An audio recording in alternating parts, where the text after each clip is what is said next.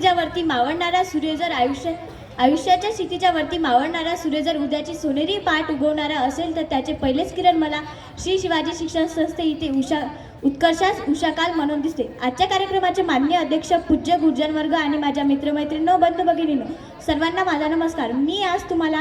माझे नाव आदिती कैलास कदम। मी तुम्हाला डॉक्टर पंजाबराव देशमुख यांच्याबद्दल माहिती सांगणार आहे।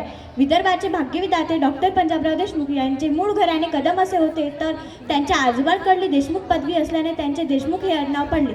त्यांचा जन्म 27 डिसेंबर 1898 रोजी अमरावती जिल्ह्यातील पापड या खेडेगावात एका शेतकरी कुटुंबात झाला। त्यांच्या आईचे नाव राधाबाई व वडिलांचे नाव शामराव असे होते। त्यांचे प्राथमिक शिक्षण पापड इथे झाले व हायस्कूलचे शिक्षण अमरावती इथे झाले।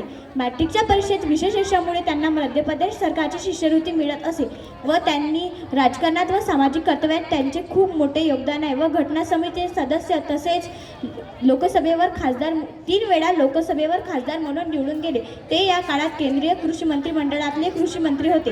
त्यांनी शेतकऱ्यांसाठी निरनिराळ्या प्रकारची योजना राबवली व 1926 मध्ये गरीब विद्यार्थ्यांना शिकता यावं म्हणून श्रद्धानंद शास्त्रालय सुरू केले व 1927 मध्ये शेतकरी संघटनेची स्थापना केली आणि 1932 मध्ये अमरावती येथे श्री शिवाजी शिक्षण संस्थेची स्थापना केली।